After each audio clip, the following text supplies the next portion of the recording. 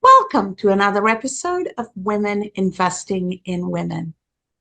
Robin and I take great joy and pleasure in featuring different women each week, women from all over the world, women from all walks of life, women with different purposes and different passions. But one thing that connects all these women together is they believe in giving and investing in other women and living a life larger than themselves. They are not selfish. They are internally aware and inwardly aware, but they focus in giving externally and making this world a little bit better every day than they found it. And when we are able to feature women with that kind of purpose and that kind of passion, we are able to enhance and inspire other women so that we make this goodness contagious. So you are going to be thrilled to hear from the guest we have today. Robin, take it away. All right. I am I am so thrilled to have Lara Einzig with us. She will be absolutely one of our most unique guests. And I learned about her when I was reading Sunset Magazine and came across this article about a woman who wrote a book about women surfers. And Lara wrote this, well, not just wrote the book, but has these amazing photographs of women from all over the world who love surfing and find their passion and find their soul through surfing. And it was such an amazing and unique article. I said, oh my gosh, we have to have her on our podcast. So Lara, tell us a little bit about you. You're from Australia. You've lived in London. Now you're living in sunny Southern California, and where I live in Southern California. And so tell us a little bit about what prompted you to write this book and be able to go find all these different amazing women and put them and this amazing photography into this book about women surfers. Is just so unique.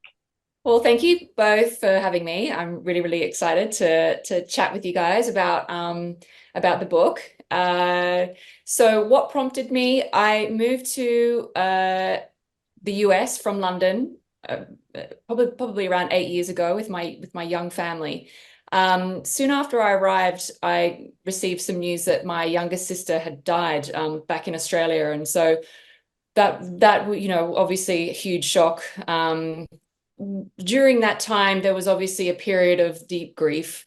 I had 3 small boys at home that I was raising while my husband was working and traveling to and from London, from LA. I knew I needed to be in the water and in nature to kind of work through the grief. I had never surfed before, but I'd always been a water woman in every other sense of the word. And so I decided that, well, it's the Pacific, it's cold, I need a wetsuit, so I'm gonna get in the water. I may as well learn to surf. Everybody else is surfing here, let's just do it. So I got some surfing lessons and I was immediately hooked. I mean, it was just a deep kind of obsession from day one. Any chance I got, I would be down at the beach surfing badly, getting lessons, trying to figure out how to do one of the hardest sports there is. But I just loved it. And soon after, the grief, the fog, started to lift, and I started feeling good again, and I started feeling me again. I loved this distraction of this surfing, and this newfound community on the water. I drove deep really into a lot of kind of surf culture, surf literature. So I watched all the films, I bought the books, you name it. I was really consuming all of it. And one thing I noticed was really the lack of representation of women, certainly very little diversity in that representation when it did happen.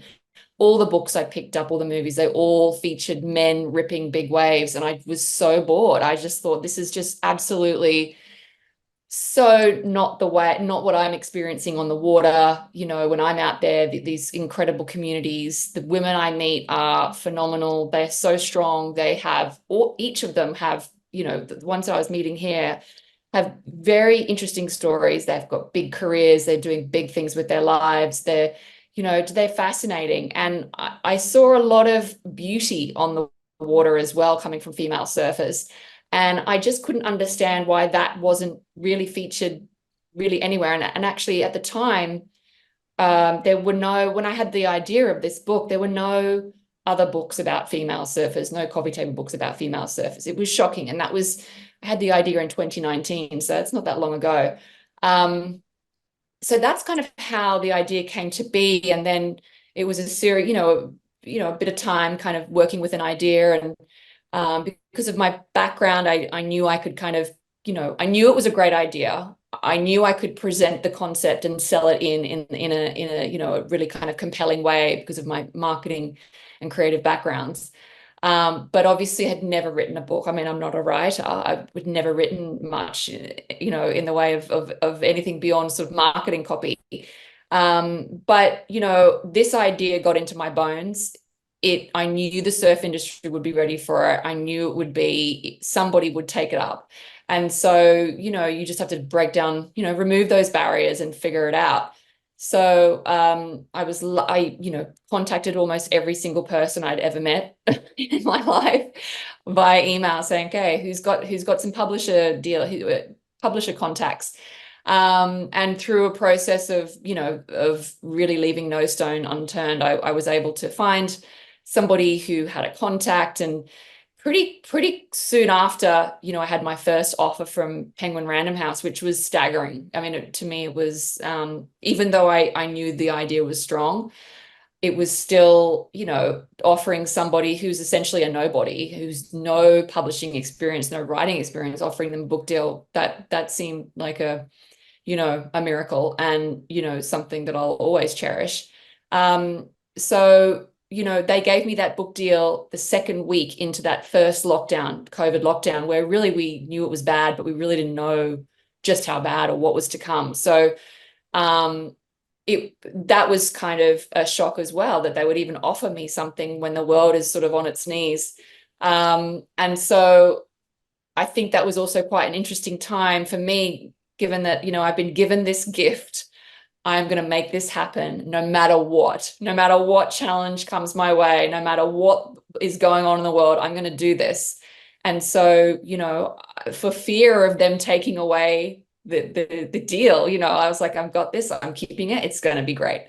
So that really helped to kind of drive this kind of the concept. I had already been fairly kind of entrenched in surf, surf industry and surf culture through social media. So I had a lot of the names. I knew about a lot of the women that I wanted to feature. It wasn't just a book about female surfers. It was a book about, real female surfers from all around the world, diverse in age, ethnicity, shape, abilities, and through the sort of the process of creating the book, I was then also introduced to other women who were sort of, ticked all the boxes. They had to have very compelling life stories. They had to live a life of purpose, driven by social impact. It was really more than just who looks great on the wave and can come up with some philosophical one-liner about how surfing makes them feel. I really wanted this book to go deep on the stories, as well as having beautiful photography. So it was an all-female production. All of the women, I recruited 9 female surf photographers all around the world. My publishing team, they were all women, and that's what I wanted from the beginning. This was an all women production. So and it kind of blew my mind how it all came together. Everybody said yes. Everybody was up for it. Everybody wanted this idea. to happen. And, you know, I was being put in touch with people from all around the world who had contacted this person, and how can I get a contact, you know, in this part of the world? Well, you know, I was very quickly connected with, you know, a lot of really fascinating women. And so it really was that, it really was an exercise in, you know, the best of women helping women.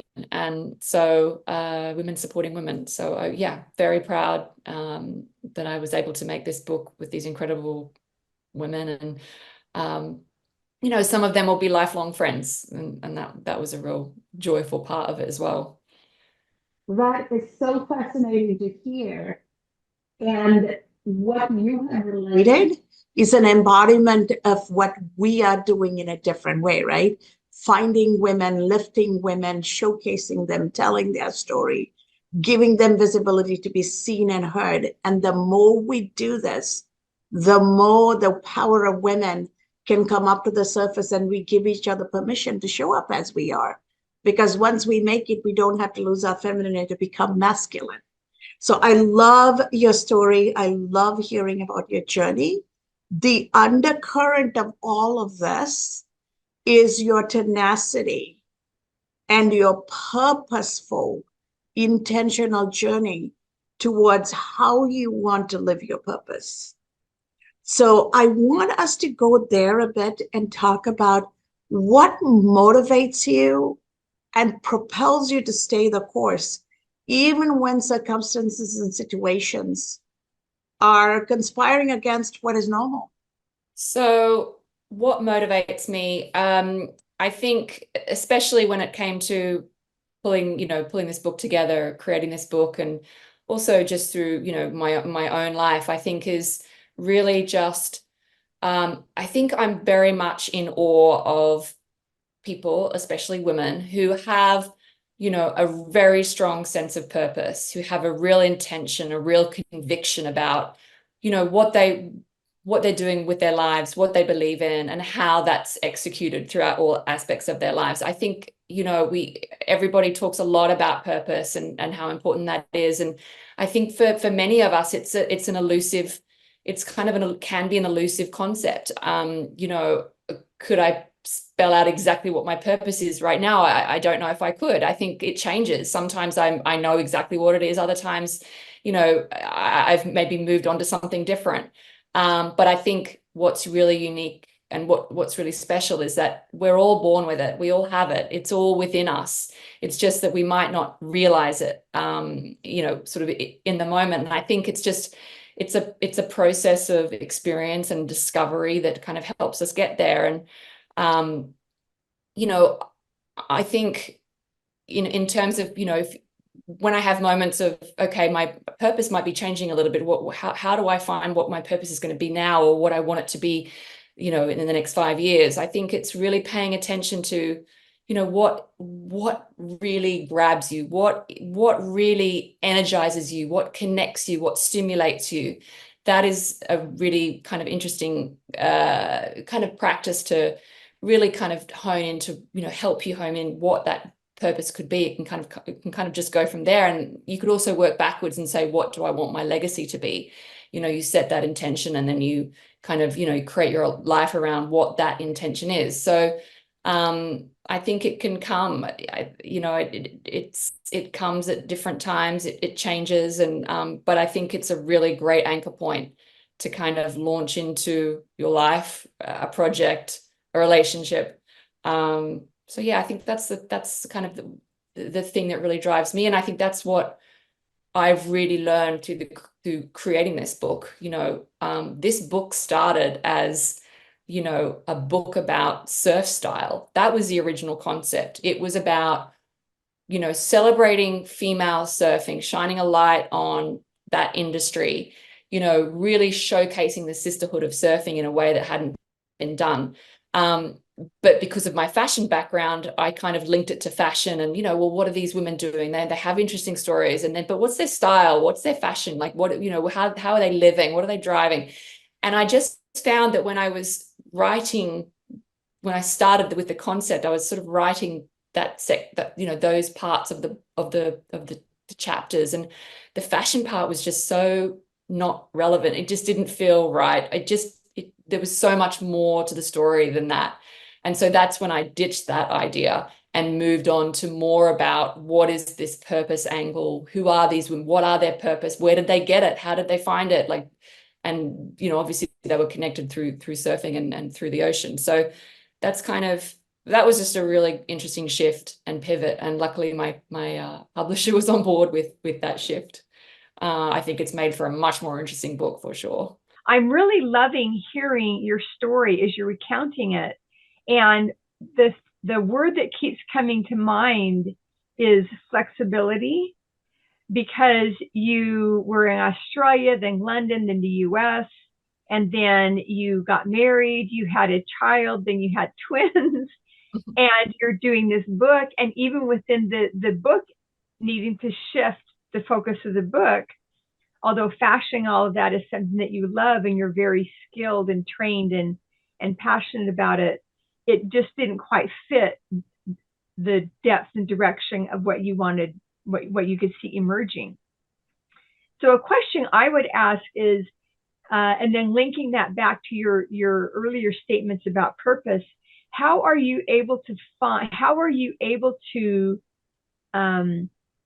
create flexibility or go with the flow? I guess maybe that's maybe a good metaphor in surfing. How are you able to be flexible while still being true to your purpose, or even true to the process of finding your purpose?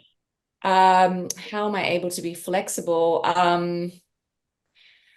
I mean, I think when you have an idea that, as I mentioned before, that gets into your bones, you are driven forward, you are propelled forward. You have to make it work. You have to figure it out. It's just, at least for me, you know, I can only really get behind something that I can feel in here and within my bones. So I suppose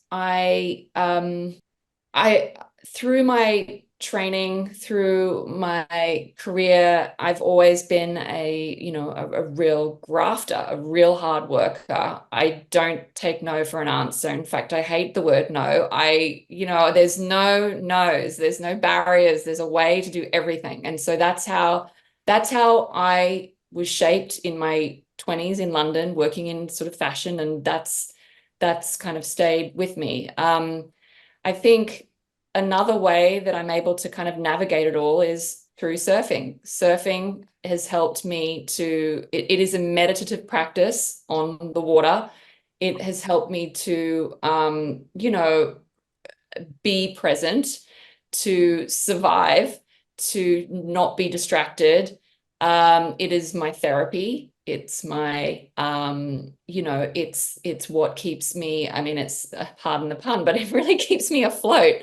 And the fact that nobody can find me out there is, that's a big draw as well. You know, I have a lot of people, that want my attention on a daily basis. So I think, finding that time to myself is obviously key, which is, really, I think that realization really also helped drive the book and how important it is to kind of, amplify these stories and also showcase just what nature can do for yourself and for your family, for others. That feeling that you get being immersed in nature is, transformative. It's healing.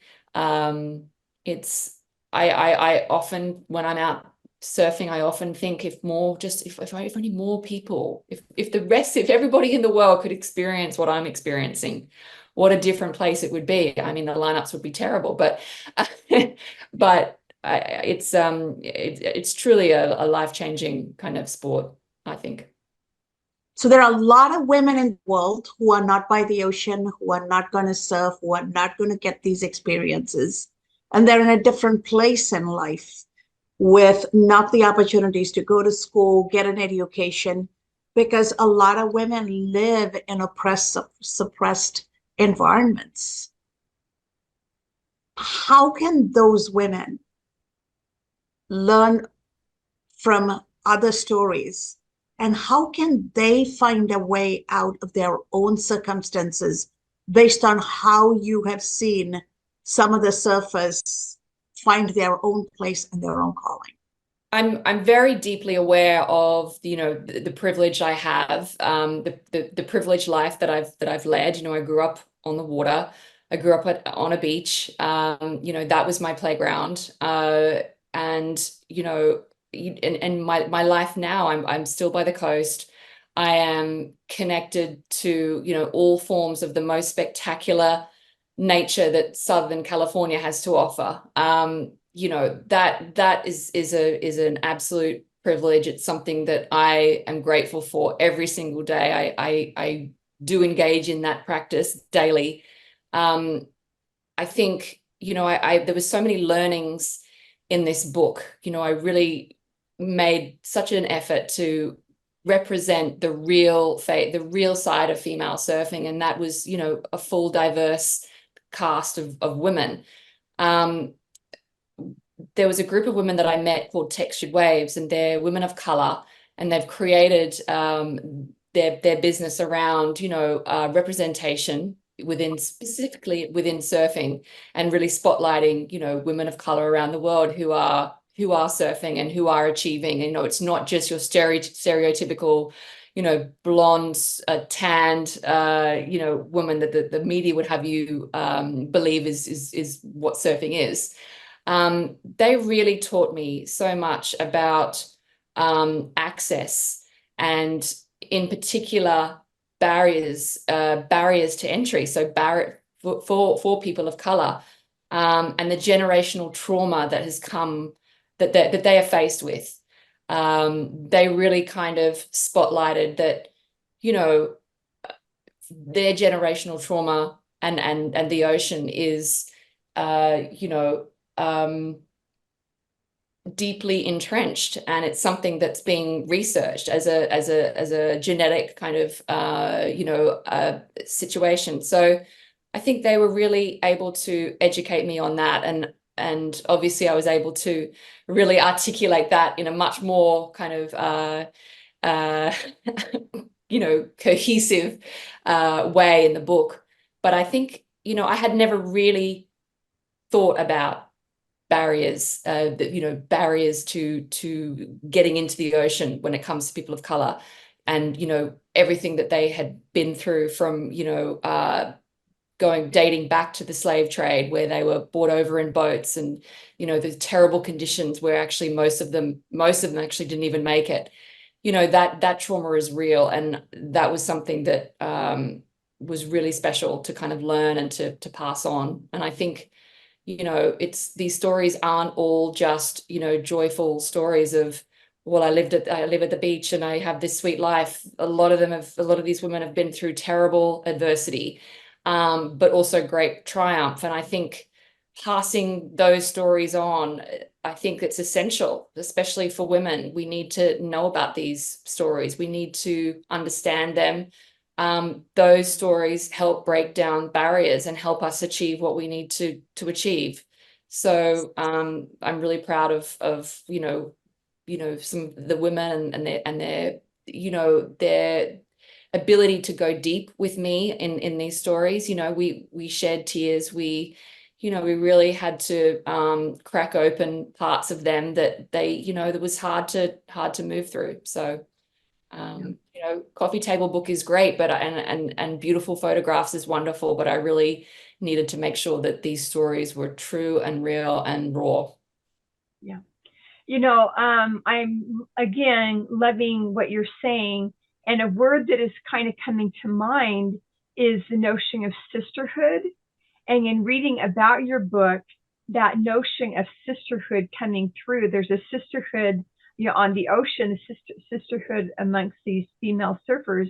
And especially as you've just talked about, that you're able to find women from all over the world, many different, very different walks of life. And either because of, or in spite of this huge diversity, you're able to knit together a sisterhood. And so I'm wondering, about the notion of sisterhood, how that powers you, and how people can find a notion of sisterhood or experience sisterhood in other contexts besides this context which you created for yourself. So just this notion of sisterhood. I think, if you're a woman, the notion of sisterhood is inbuilt in you. It's ingrained. It's a case of how do you access it, and how and where you want to take it. You can get sisterhood. You can find that wherever that's, if you want to find it, you will. Sisterhood is found, through friendships. It's found through careers. It's found through relationships building. It's really,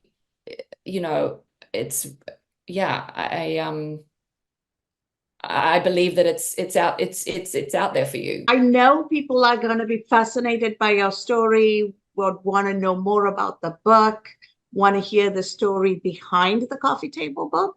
How can people get a hold of you? So I guess the best way to get a hold of me is on my Instagram, which is just Lara Einzig, which is LARAEINZIG. That touches a little bit on the book, but obviously the best way to dive in is really to try and get the book, immerse yourself. I think one of the most thrilling parts of this process for me was receiving the messages that I get on Instagram, the private messages that women from all over the world have sent me, anywhere from, I'm going through a divorce. This book really helped me, decide that actually this, I want to give surfing a go. I'd always wanted to try. And I think this is the time. So thank you so much for giving me this gift. Just to, thank you so much for finally, being the one to showcase women, a group of women, and showcase surfing in its truest form. That for me is thrilling beyond any kind of book sale or any kind of commercial aspect that's attached to the book. I'm really not interested in that. You don't write coffee table books for any kind of commercial gain. It's really purely for the passion of the subject, and and the importance of of sharing stories. So beautiful. And I know you have a very diverse life because you are a mother of 3 boys, and you have written this book, and you do many other things in your life as well. Is there something on the horizon that's geared toward this, like the theme of this podcast is women investing in women? Is there something else you have on the horizon that you are thinking about in terms of connecting with other women or shining a spotlight on other women through other aspects of your career or your being a mother? Yeah, I think the intention for this idea from the beginning obviously was to create a book, but it was also simultaneously, I very much wanted to take it from the page and bring it to the screen. And so one of the things I've been working on for a while is a documentary series treatment. So taking, 5 of the most compelling stories from the book and creating a documentary series out of that. So, being in LA, obviously there's, I'm in a good place to, have a lot of discussions with different people about that. So it's potentially an exciting next endeavor. And wish you the best in that continued journey. Keep us posted so that we can support you and we can get the community behind you, because that's what we do here. We celebrate women, we connect women, and we make things happen for women, supported by women. So thank you so much, Lara, for coming and sharing your story and your journey with us. And to our audience out there, it's never too late to learn. It's never too late to change. It's never too late to change your purpose and pursue a different dream. So go out there at the start of this year and figure out what is it that's going to give you a sense of peace, you a sense of accomplishment and what is going to drive you to closer to what you were created to be, and go after that and reach out to women and let them help you. And in the process, transform into the new you were meant to be.